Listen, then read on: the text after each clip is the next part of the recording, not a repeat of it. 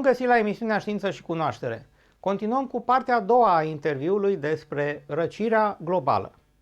Înregistrările au fost realizate prin conexiune internet folosind o cameră web.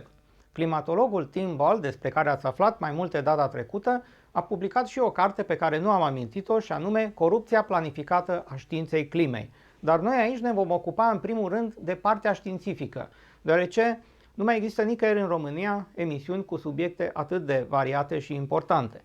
Nu poți critica ceea ce nu cunoști, așa că o primă etapă este să vă prezentăm informația reală de care aveți nevoie, dar invitatul vă va spune multe și despre cealaltă informare care nu e decât o dezinformare. Și apropo de dezinformare, vă amintiți celebrul și înspăimântătorul uragan Katrina, care a produs cele mai mari pagube din istoria Statelor Unite? Se spunea că a avut gradul 5, cel mai puternic uragan posibil, dar de fapt datele legate de viteză și dimensiune au relevat că abia atinsese gradul 3 când a lovit țărmul Floridei. Tim Ball mi-a scris într-un e-mail următoarele. Problema cu uraganul Katrina a fost aceea că l-au prezentat fals în media, la care se adaugă eșecul agențiilor guvernamentale. Media vrea să fie de categoria 5. Argumentul cum că ar fi avut asemenea magnitudine a fost prin măsurarea falsă a vitezei vântului în interiorul și exteriorul uraganului. De-abia avea categoria 3 când a atins țărmul. Pierderea de vieți omenești s-a datorat managementului deficitar al guvernului, din moment ce majoritatea celor decedați au murit prin înnec. Digurile construite de inginerii de la US Army Corps erau inadecvate, dar atunci când ecologiștii au vrut să le proiecteze mai bine, ei au blocat eforturile printr-o campanie falsă intenționată la adresa lor. Evident, oamenilor ar fi trebuit să nu li se permită să locuiască în zone inundabile. Nu degeaba au fost denumite zone inundabile. Am încheiat citatul. Imediat după finalizarea traducerilor interviului, l-am întrebat pe Tim Ball dacă ar fi de acord să mai facem unul cât de curând pentru a lămuri și demola mituri care la noi în România circulă de ani buni pe internet. L-am întrebat despre proiectul HARP cu 2 de A din Alaska și știe exact despre ce este vorba. Citez din cele ce mi-a scris pe e-mail. În primul rând, HARP cu 2 de A fost urmat de un alt proiect care se numea HARP, scris cu un singur A, adică High Altitude Research Project, ceea ce înseamnă proiect de cercetare de la altitudini mari, și avea legătură cu un proiect al rușilor de a stabili un sistem de comunicare cu armata de jur împrejurul globului. Culmea e că atunci când HARP, scris cu 2 de A, era pus în funcție, el își preia în atmosferă particule care puteau reduce intensitatea luminii solare și, prin urmare, se credea că poate reduce încălzirea globală. Proiecte de acest gen sunt forțate de presiunea guvernului de a se face ceva împotriva încălzirii globale, dar de fapt a fost o sperietoare falsă. Majoritatea unor asemenea proiecte sunt conduse de geoingineri și ele sunt totalmente greșite, mai ales atunci când sunt proiectate pentru o problemă greșită. Și mi-aduc aminte că în anul 1970, când era la modă frica de răcirea globală, au fost propuse proiecte la fel de stupide și am publicat un articol despre ele. L-am întrebat apoi despre arme secrete care ar putea genera cutremure și uragane la comandă și multe alte subiecte despre care am citit în cartea sa. M-a asigurat că este de acord să mai înregistrăm încă un interviu. Dar până atunci, urmăriți partea a doua.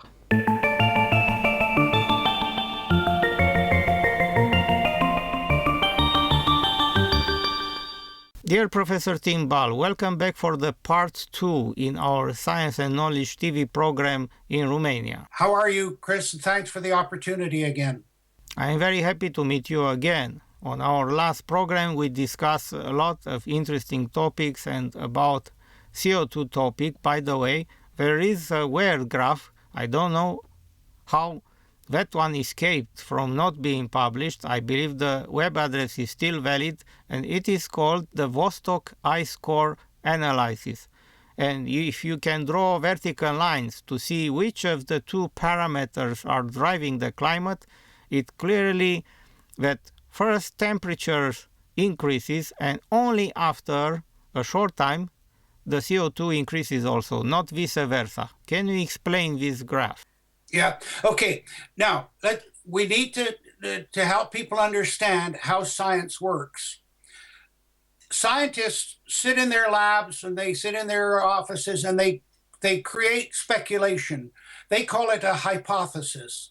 So they'll say, well, if, and if this could happen. What happened was they said they wanted to show that CO2 was a problem, human CO2 is a problem. So they created a hypothesis. And the hypothesis said, one, that if CO2 increases, the temperature will increase. They said that the CO2 would increase because humans are producing more of it with their industrialized developments than ever before. And therefore, the CO2 will increase. Because CO2 increase causes temperature increase, the world's going to run away global warming. The problem is, and that ice core record that you referenced came out in 1991. And it was produced, the lead author on it was Pettit, P-E-T-I-T. And in 1991, that graph from Vostok showing the temperature going up and down and the CO2 going up and down. I have another example, maybe more simple for our viewers to understand. If you have two sealed bottles of mineral water, one taken from the refrigerator and one kept on the daily sunlight, if you open both, the colder one won't bubble, while the warmer one will start to bubble instantly, because warmer water cannot store CO2, but cooler water can do that. So temperature is the driving force for the CO2 emissions from the oceans. It cannot the opposite also be true. Let's go back because we were talking in the last program about the ice core from Antarctica, and that came out in 1991, and it showed the temperature going up and down and the CO2 going up and down over 420,000 years. Yes, the and Vostok ice core. Vostok core, yeah, Yes. yeah. Now, the French scientist Pettit, P-E-T-I-T, who produced that article along with some other scientists, he said, don't rush to judgment on this. Look, we've got 420,000 year plot on about, 10 or 12 centimeters on the page. So there's no detail. Not only that, but that graph is smoothed for a 70-year moving average, which eliminates the year-to-year variability a great deal. But what happened was that graph came out, and immediately the people that were promoting the political argument that human CO2 was causing global warming, they grabbed onto it and said, oh, look, here's proof. But within 5 years, articles appeared by Fisher and other people saying, no, look, the temperature's changing before the CO2. And we now know, Chris, that in every single record we have from any time in the history of the Earth, for any length or any duration, every single one of them, the temperature changes before the CO2. So CO2 is not driving temperature. Now, what's important about that is, of course, that assumption that CO2 drives temperature is at the very heart of their hypothesis that human production of CO2 is causing global warming and or climate change. Now, they ran into problems, of course, and this is where the audience can relate to this, because around 2000, the global temperature started to level off and started to go down, but the CO2 level continued to increase. That, according to their science, couldn't happen. And so they said, oh, well, it's just a temporary pause, it's a hiatus. Well, now it's been going on for 19 years. Yes, but they cut off the graph on the areas where the temperature dropped while the CO2 levels continued to rise. They cut off the graph, so you can see those graphs together now. And even more, here are two selections from Nature Volume 382, and the correction of the error published also in Nature Volume 384, the errata, page 522. So first they published a peer-reviewed paper about human influences on climate, and then they also peer review, we apologize for the erroneous data. Yes. Yeah. Well, okay, that particular chopping of the record has been done many times.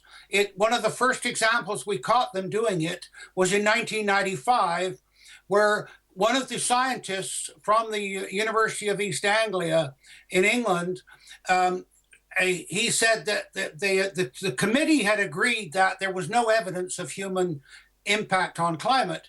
When the report came out, he had changed it to say there was a discernible human influence. And he said, oh, you know, to prove that, he showed a graph with the temperature going up. But what he done was he cut off both ends of the graph. So when you put the ends on, there was no change over that graph. The one that you're specifically talking about is another example, because you see, they were also saying that the current temperatures are the warmest that we've ever had. They basically want the public to believe that the world is as warm as it's ever been. It's an absolute lie. In fact, 2014 was amongst the 3% coldest years in the last 1,000 years. Okay? But they wanted to show that it was warmer. Now, we know that before that little ice age that we talked about in the last program, around 1680, when it was so cold, the Maunder minimum, we know that there was a period prior to that called the medieval warm period, which is around 900 to 1000 AD. Now, that's important in European history, and Romanian history, and Russian history, because that's when the Vikings were penetrating into Europe, Eastern and Central Europe, and the whole Romanov dynasty got set up around 1000 AD. It was much, much warmer temperatures. The Vikings were sailing in Arctic waters that are now permanent pack ice. Well, that period, called the medieval warm period, was warmer than today. Maybe this is the reason for where the name came from, Greenland, which means the green land. Green land, exactly. And of course, the whole climate of Europe was so much milder than it is today. I mean, Scotland, for example, was much warmer, and that's what the 12th century is considered to be the great century in Scotland's growth. But anyway, this medieval warm period was problematic because they're saying, oh, today's warmer than it's ever been. And people like me were saying, well, what about 1,000 years ago? So we've actually got an email from a scientist who was involved in this, writing to another scientist who he thought was on his side, saying, look, we've got to get rid of the medieval warm period. So they produced a graph that was in the 2001 IPCC report, which showed the temperature virtually unchanged, and then suddenly a dramatic increase in the 20th century. Oh, the hockey stick. The hockey stick graph, okay? Now, what they did wrong, several things they did wrong there. First of all, they assumed that tree rings are created by, or the width of them, the size of them, is created by temperature. It isn't. What controls the growth of the tree is the precipitation. It's the major factor. The temperature, only if the temperatures are extreme will it have an effect on the tree. So that was the first mistake they made. And then they started plotting their tree data, and it was showing a decline. And so they got to the 20th century, 1900, and the temperature's still going down. So we found out, because their emails were leaked and their computer model information was leaked by somebody who knew the corruption that was going on. And what they wrote into the computer model was, they said, look, if the temperature keeps declining, throw out the tree ring data and add on the modern temperature record, which is, of course, the blade of the hockey stick. So they completely created the hockey stick. Now, the instrumental record for the blade of the hockey stick was also falsely created, because Phil Jones, who was the director of the University of East Anglia, and he was the main scientist for the IPCC, he said, oh, global temperature had increased 0.6 degrees Celsius in about 120 years, and that's outside of a normal increase. That couldn't happen naturally, which is nonsense. But what people didn't notice was, he said, it's a 0.6 degrees Celsius increase plus or minus 0.2 degrees Celsius. In other words, the error on his numbers was plus or minus 33%. I mean, that is so scientifically wrong, but that was the blade of the hockey stick. And then they grafted that on to the handle of the hockey stick, which is also scientifically incorrect. And then when a fellow Australian by the name of Warwick Hughes said, well, where's your data? We'd like to see your data. We want to see the original data you used to produce this blade on the hockey stick. Jones wrote back, and we've got the email on this. He wrote back and said, why should I give my data to you? We spent 25 years creating it, and all you want to do is find something wrong with it. Well, eventually, Freedom of Information came out, and they said, oh, well, he's going to have to release it now. So now we find out that he's been telling people that if he's asked under Freedom of Information, he'll deny, he won't respond. He'll deny it. The last thing that we found was when the government finally went to him and said, look, you got to release this data. He said, oh, I've lost the data. I mean, it's corruption after corruption after corruption. They've created these graphs.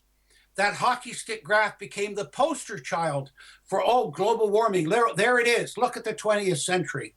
That's where they chopped and added on. Yes, but this is where the irrational is coming from. They do all this in order to push forward new taxes. Okay, I agree to have a clean air in my city. I agree to take care for the forests. I agree that some investment had to be performed in order to have a better protection against natural floods and so on. That means the government is pushing for taxes for the environment when I buy a certain product and I pay them. But what I don't agree is to maintain a wrong belief in science research who might contribute for preparing our cities for abrupt climate changes. If climate science is providing good results and they are published and explained for the general public, then we can make better choices regarding strengthening our homes and houses long before the worst case scenario might strike. And prepare for the cold that's coming, right? Yeah. But here's the thing, Chris, that the government, most of the politicians have no idea what's going on. They don't understand the science. So how did this come about? How did political leaders get taken in? Now, having said that, let's recognize that one thing politicians do with great efficiency is find new ways to tax you. They're very good at that, okay? So they saw this chance, oh, carbon tax, we're saving the planet, therefore people will buy into it. So they put on what I call the cloak of green, okay? But underneath, there was no scientific substance for this at all. But how did the government, the politicians get fooled? Well, when they decided to, it started, actually, the whole thing goes back to the overpopulation that Malthus, who was an English, actually he was a minister of the church, but he was also an amateur scientist, he decided that the world was overpopulated and that the population was outgrowing the food supply. And he said, we've got to reduce the population. So he opposed government programs to helping the poor. And he said that was, and one of his big supporters was Darwin, by the way. Now, in the 1960s, a group of professors at Stanford University in California picked up on Malthus's idea and said, look, not only is that population outgrowing the food supply, but it's outgrowing all of the resources on the planet. And so they created a computer model and they wrote a book called Limits to Growth. And they said the biggest culprits are the industrialized nations because they're using up resources faster than anybody else. So they decided that what they had to set about doing was, one, reduce population, and two, close down the industrialized nations or limit the growth of industrial development. Well, how do you go about doing that? Well, if you take a car engine as a country driven on fossilized fuels, they're very, very much the same thing. Well, the engine runs because you put fossil fuel into it. Well, you could stop the engine by shutting off the supply of fossil fuels, but politically that would be almost impossible to do people would scream right away. But if you could show that when you burn the fossil fuels, you produce a product that is causing runaway global warming, it's destroying the planet, then you could focus on that and create the science to show that. That's why CO2 became the focus. Because that's the question that you and everybody else has got to ask is, look, of all of these factors that create climate, why did they focus on one very, very small part of this massive puzzle? That's the reason. They saw CO2 as a problem. Yes, I understand that, but all these actions lead us back to the main reason of pushing for new taxes of many different types for the so-called environment protection or global warming, whatever. But since they postulated that there are too many people living and less food resources, the Earth's population just doubled, and we are now over 7 billion. Okay, but here's the contradiction with that. First of all, less than 4% of the Earth's surface has population. Look at Canada, the second largest country in the world, and we have the same population as California. When I flew search and rescue in Arctic Canada, on one search, the brother of the guy that was missing in his airplane, he was up in the cockpit with us. By noon, he is very angry. He comes up, he's swearing, I'm going to report you, you're all going to lose your jobs. You're flying around in circles. I showed him the map. I said, we covered about 20,000 square kilometers this morning. He said, I haven't seen a road, a village, no evidence of humanity at all. I said, welcome to Canada. And most of the world population is in very small concentrated areas. It's mostly in the delta areas like the Nile Delta, the Ganges Delta, the plains areas of Western Europe and so on. So the world isn't overpopulated.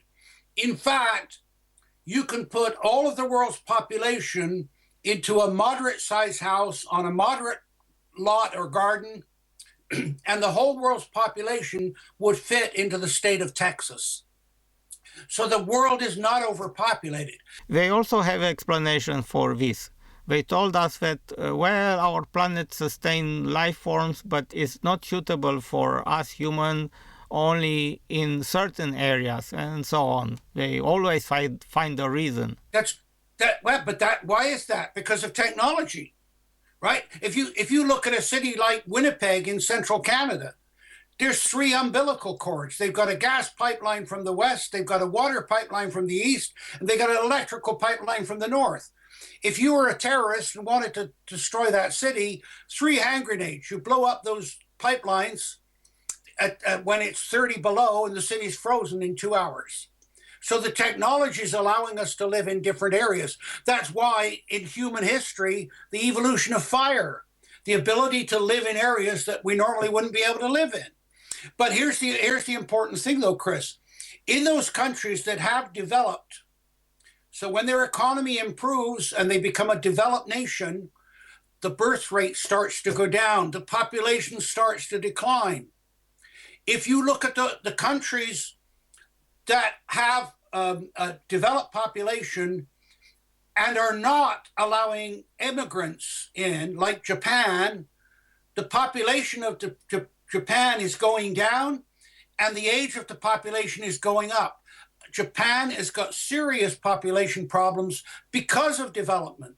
In other words, if you let a country develop, and this, by the way, is called the demographic transition. We've known about it since the 1940s, that as a country improves its economy, the people need less children. They have the ability to provide for their old age, and they need less security, therefore they have less children, and the population declines. Countries have offset this. America, for example, it offsets it with allowing immigration. Canada does it as well. Canada says, okay, how much is our Canadian population growing? Well, it's declining. So, we'll allow this many immigrants in. Oh, no, we'll only allow immigrants that are educated and qualified. And so there's a whole lot of political corruption that's masking the reality. But if you allow development, then the population declines. Now, the other point with all of this is the quality of the pollution. CO2 is not a pollutant. CO2 is essential to life on Earth, yet they want to reduce the amount.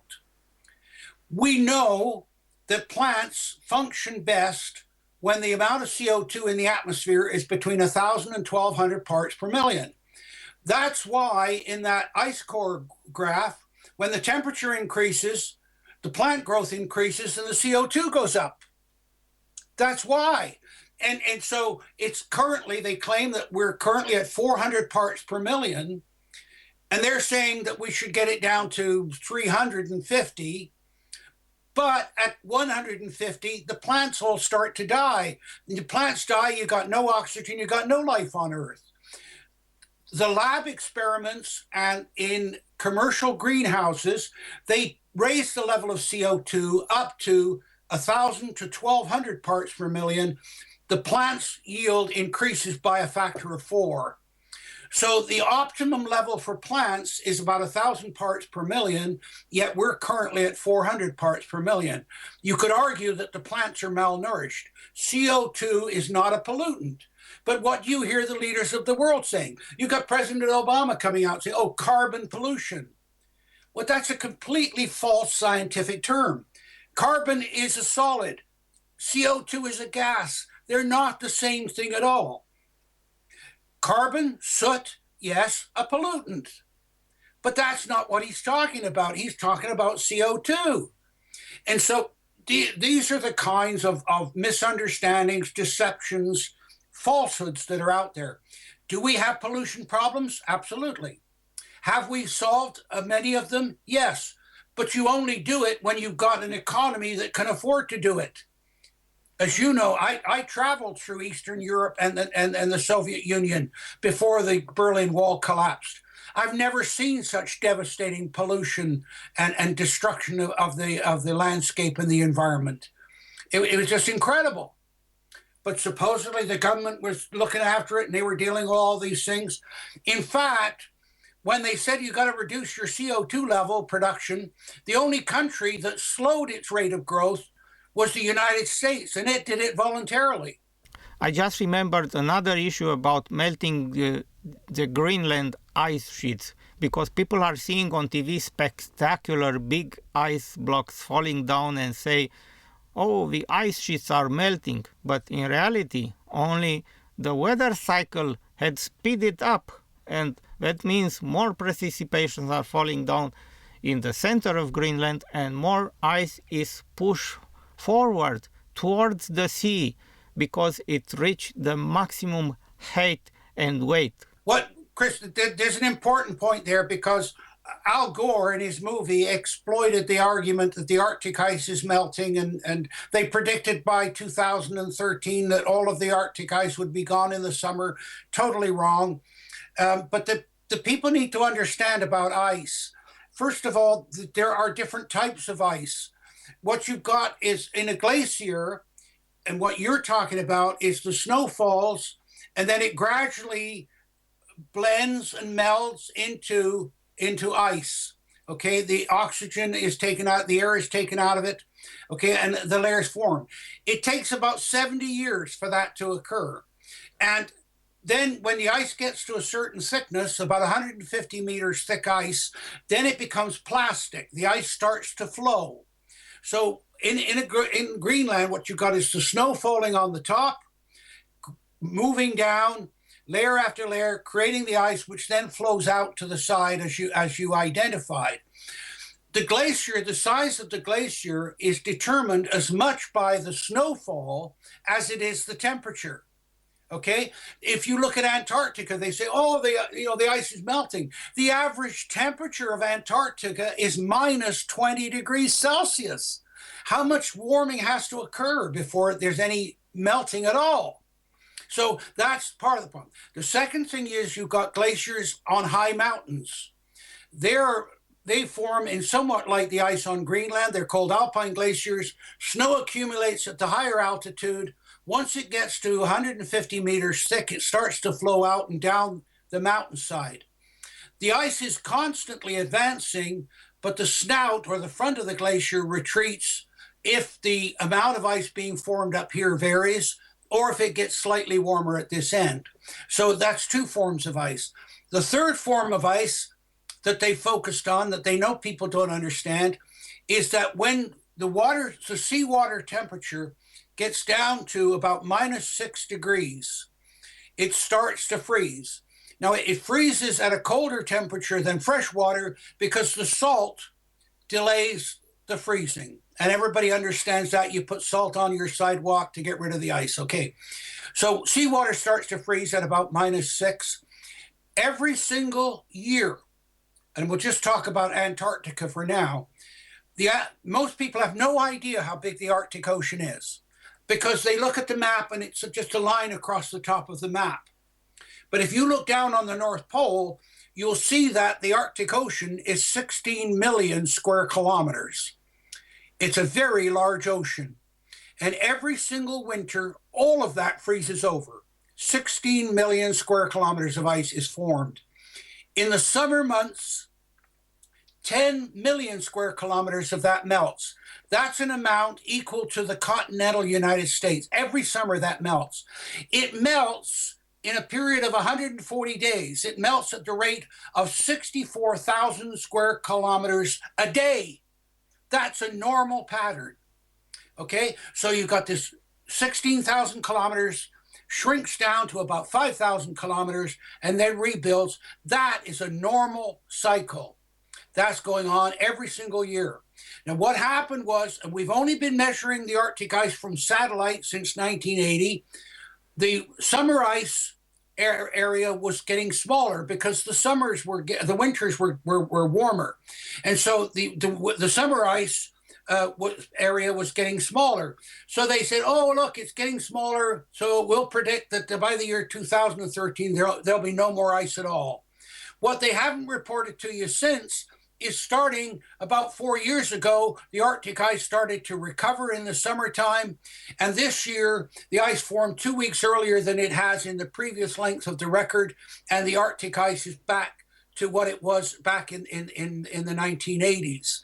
So, but of course, Al Gore, they wanted to scare you. Oh, the Arctic ice. Oh, and then let's really get people frightened. The polar bears are drowning. I flew search and rescue in the Arctic. I watched polar bears swimming 200, 250 kilometers out in the open ocean. They're superb swimmers. And do you know why? Two reasons. Well, first of all, the polar bear is a recent adaptation to the Arctic. But the polar bear's fur, they've got two furs. They've got a very short fur, which is very dense. When you take a picture of a polar bear with a heat detecting camera, an infrared camera, it doesn't show up on the camera. It is so efficient at retaining the body heat, okay? But it reflects the sunlight. It's white, of course, but in order to get the heat from the sun into the body, it has long hairs which are hollow. The sun hits those long hairs and the heat is transferred down into the body. Because those long hairs are hollow, when it's in the water, they float and the polar bear floats. And so the polar bear just simply, and it doesn't even paddle with its back feet, it just simply paddles along with its front feet, and it can stay out in the open ocean with no trouble at all. There was a conference on polar bears in Toronto a couple of years ago. The Canadian government ordered the people of the North, the Inuit or Eskimos as they're known around the world, they wanted to go and say, we've never seen so many polar bears. The government said, no, you can't come to the conference. There's lies going on, there's misinformation. There's always open areas of ice at the North Pole. No question, because the winds are constantly shifting it. But what's going on with the Arctic ice, with the Antarctic ice, with the glaciers in Greenland and Antarctica is all perfectly normal and is not being affected at all by anything that humans are doing. But here is now the latest surprise of what happened in Nature journal much later in the year 2011. And you can read a very shocking title on the next paper called Nature Journal Discredits Man-Made Global Warming. And here I quote, Nature Journal of Science, ranked as the world's most cited scientific periodical, has just published a definitive study on global warming that proves the dominant controller of temperatures in Earth's atmospheres is due to galactic cosmic rays and the sun rather than by man. Professor Jyrki Kaupinen summed up his conclusions regarding the potential for man-made global warming, saying, I think it is such a blatant falsification. Yeah, absolutely. Well, okay, let's go back to how they did this, because I've already hinted at the motive. The motive was, of course, that CO2. They thought the industrialized nations were causing. They wanted to use it to shut down the industrialized nations. The person that was responsible for this was a Canadian by the name of Maurice Strong. Now, Maurice Strong is currently living in China. He has been a lifelong socialist, but at the age of 15, he moved to the United States, made a lot of money as a capitalist, and then his socialism came to the fore, and he's the one that took the idea about industrialized nations. He took that from the Club of Rome to the United Nations. Strong is the one that organized the United Nations Environment Program. He's the one that set up Agenda 21. He's the one that set up the Intergovernmental Panel on Climate Change. Okay, so he orchestrated all of this. And so the Intergovernmental Panel on Climate Change, as I said, was deliberately designed to only determine human causes of climate change. So that put the focus on CO2. Now, how did Strong organize all of this? Well, in an interview, the reporter said to him, well, look, you're saying that industrialized nations are the problem. We've got to get rid of them. How do you plan to do that? Why don't you run for politics? He said, you can't do anything as a politician. He said, I'm going to the United Nations where I can get all the money I want and not be accountable to anybody. So that's precisely what he did. Now, why is he living in China right now? Well, he and his son and Kofi Annan, who was the leader of the United Nations at the time, and his son made a lot of money, I mean, millions of dollars in that program where they were allowing Iraq to sell oil to get food to feed their children. It was a special deal that was set up. There is a picture of a Korean businessman with a check for Mr. Strong for $1 million, where he was making money off. The U.S. government wanted to put him in jail, so he fled to China. Okay? Now, how did Strong set this up? Well, at the United Nations, he used the World Meteorological Organization. And he said, okay, we're going to set up this Intergovernmental Panel on Climate Change, and you individual countries like Romania, like Canada, you bureaucrats will delegate somebody to serve on the IPCC. Okay, now by controlling the bureaucrats at the weather offices in every country in the world, he then therefore controlled the politicians. Because you remember earlier, I talked about the politicians, most of them have no idea what's going on. They are only working on what their bureaucrats are telling them. So Strong knew that if you controlled the bureaucrats, you then control the politicians. And so when you look at the IPCC, there are only 13 climate people on it. All the other 2,400 are all bureaucrats coming from these national weather offices that have no idea what's going on. But of course, it gives it credibility. So that's how Strong organized it. Yes, Tim, I am sure these debates will never come to an end, and I presume at least not in our lifetime. But coming back to the sun activity, and let's assume that solar cycle 25 will have the same trend with the corresponding solar cycle in the Dalton minimum period. My question is if there are any other natural climate forces which might counteract against a global cooling. Are there other forces that might prevent cooling?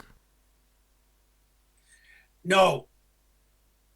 no, because the scales are so great in terms of the solar inputs that to mitigate against it, there are ideas, and governments are experimenting with ways of reducing warming. And back in the 70s, when they thought cooling was the problem, there were ideas to stop the cooling. For example, the Soviet Union proposed building a dam across the Bering Straits, which would block the cold water coming out of the Arctic, which would warm up the North Pacific, which heat would then go right around the world to warm up those latitudes. There were proposals to put huge reflectors in space to direct more sunlight, especially in the wintertime, into northern latitude cities. But these are so small relative to the total solar energy inputs. The ocean can modify it slightly, but the ocean circulations are such that they're slow acting, and they really on a short-term basis have no effect.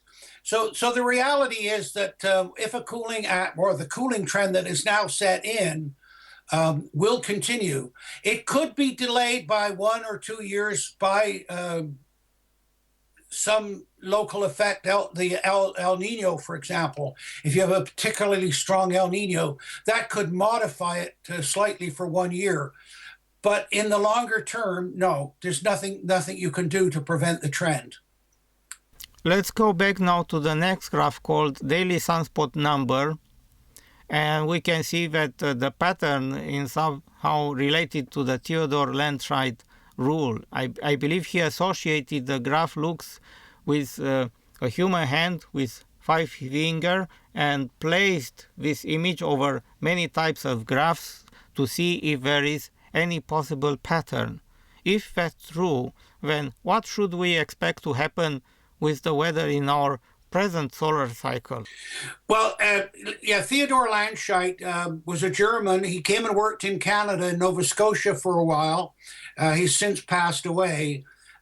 He made some amazing predictions based upon not just the sunspot cycle, but the complete orbit of the sun, something called around the barycenter. That is that he argued that there's a central point around which everything is circling. And of course, when I talked about the changing orbit of the Earth around the sun, that is caused by the gravitational pull of the planet Jupiter. And so what Landscheid was saying was, look, everything in the universe is connected. Everything's influencing everything else. The challenge is to determine the amount of that influence and the pattern of that influence. Now, in a way, this is what Einstein ended up his life doing, looking for a unified field theory that is a single scientific theory that would link gravity, electricity, and magnetism. This is where the frontiers of science are operating. Landscheid made predictions on the 5-finger thing, and one that he did in particular was the El Nino, La Nina. Now, it had been the correlation between the El Nino or ENSO events and that had been shown earlier by Lubitsky and Van Loon, and Landscheid actually predicted those events. His ideas were rejected by both the people that were pushing the human caused global warming and the skeptics, sadly enough. Yes, but I remember that Landscheid died on May 10th, 2004, but his climate changes predictions had fulfilled in the time frame 2004-2007 very accurately. For example, he predicted the El Nino La Nina phase in 2006 and other climate events. So why are they rejected his results? Because the events already happened. Well, the reason is because Landscheid was also interested in, when I talked about everything affecting everything else, he was interested in astrology, that human behavior is influenced by magnetism, by gravity, by the planetary motions, and so on. Well, of course, in modern science, that's completely unacceptable. Yes, and that is correct. Astrology is rather a pseudoscience, and we shouldn't rely on that. So, on this part, I agree that we should not include astrology in science research. But that was what Landscheid was interested in, and of course, the fact that he even thought of, or talked about that to the rest of the science community, they shunned him. They wouldn't even listen then to the science that he was saying. Now, I'll just give you a story, Chris. I submitted an article in which I referenced Theodore Landscheid's work, and it was related to that 22-year drought cycle that I talked to you about. And the editor of the thing sent it back and said, I will not publish anything that has that man's name in it. And I wrote back and said, why not? He said, because he's an astrologer, not an astronomer or a scientist. And I said, well, then under that argument, you wouldn't have anything to do with Johannes Kepler, because Kepler was an astrologer. He was more interested in astrology than he was in planetary motions from an astronomical point of view. In fact, Kepler's laws of planetary motion occur in completely different parts of his work, and it was only later somebody came to put them together and said, oh, here's Kepler's 3 laws of planetary motion. So for me, Landscheid was perfectly entitled to look at, okay, if the planets and if gravity and magnetism and electricity affects everything in the universe, then why wouldn't it affect human behavior and human birth and thought patterns and everything else? But science wouldn't accept that. And so what you find out, and this is what's problematic to me, is that science got rid of or fought religion by promoting Darwin, the theory of evolution. Okay? So once they defeated religion, and I'm not arguing for religion, all I'm saying is they fought it. But in fighting religion, science became more dogmatic than the religion it replaced. And so what you find now is that the young scientists, they're indoctrinated in the schools. They won't entertain new ideas. That's what you're taught. That's what you repeat. And he said, well, hang on a minute. What about no, that's wrong. That's not what I learned in school. But I believe that if Theodore would not have spoken in public about his personal beliefs in astrology, maybe the other scientists might look differently upon his science work. Oh, I agree.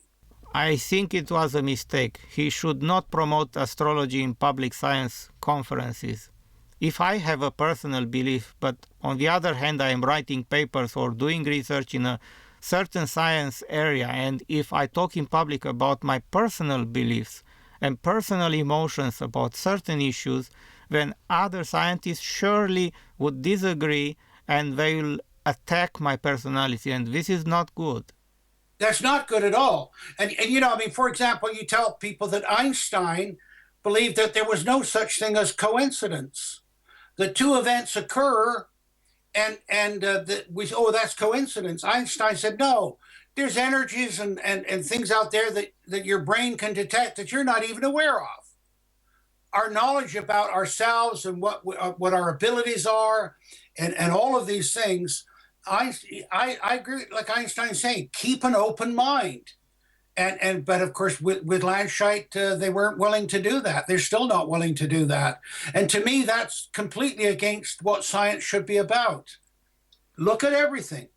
Very few minutes remain from our program, and I'd like to ask you 2 more questions. Please explain what is total solar irradiance and why that matters. Okay, when I was talking about the sun influencing the climate, I mentioned Milankovitch, orbital tilt, and so on. I mentioned sunspots, and cosmic radiation. But total solar irradiance is another word for insolation. Insolation is an abbreviation of incoming solar radiation. So irradiance is the same thing. Total solar irradiance is measured at the top of the atmosphere as the amount of energy from the sun that actually hits the top of the atmosphere. The question then is, And by the way, they don't agree on that figure. It varies by 10 watts between different computer models.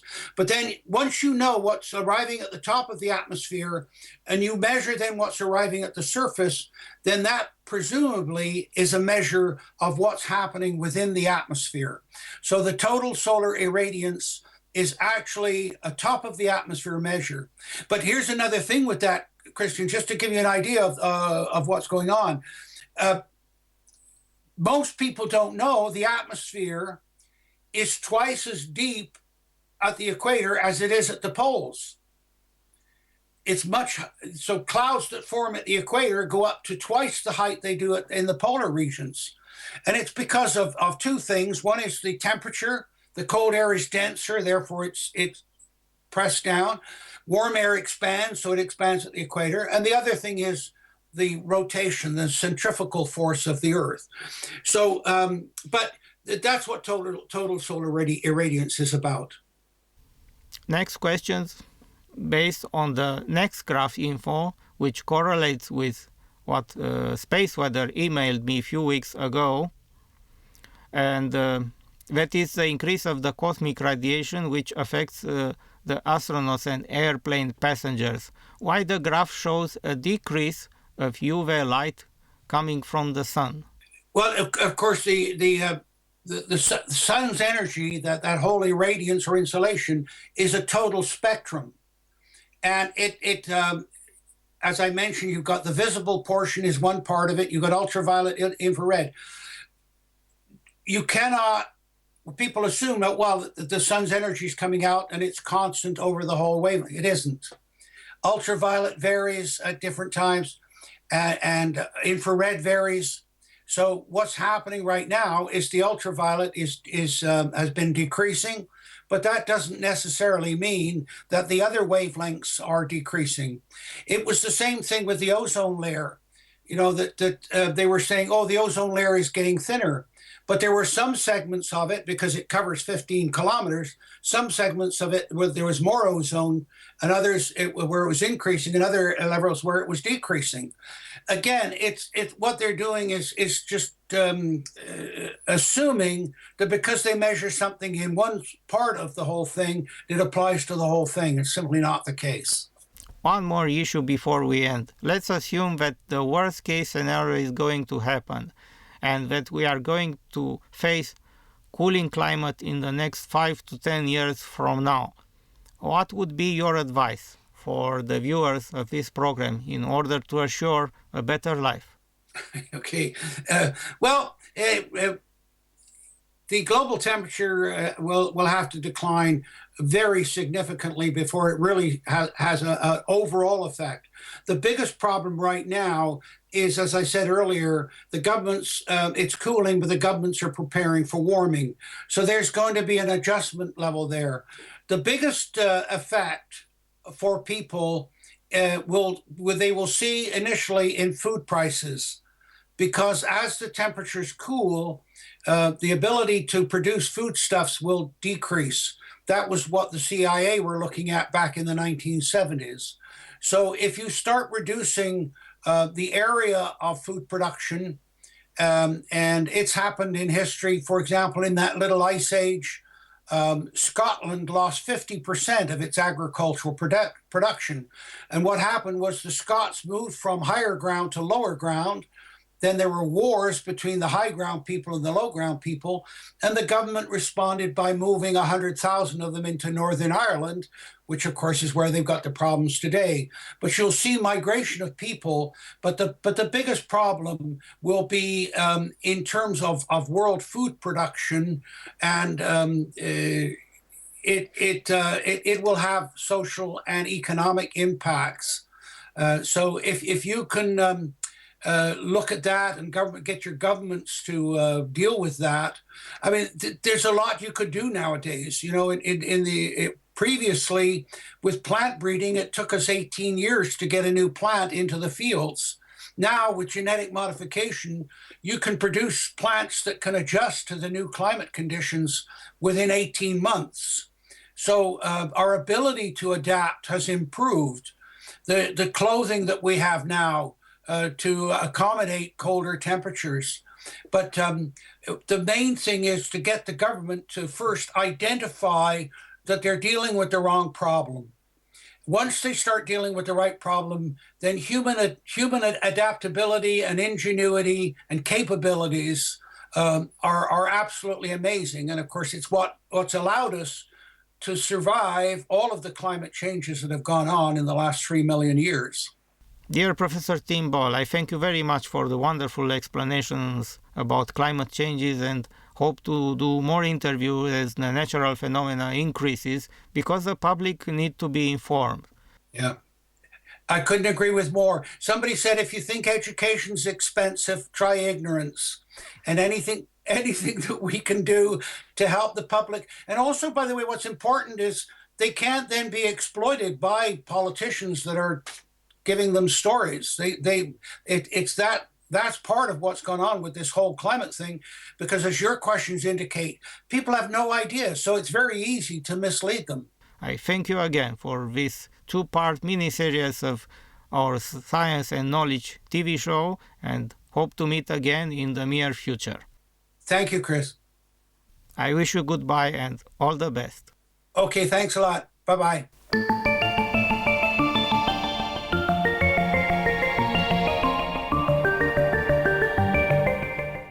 Ce putem face dacă vine o răcire globală?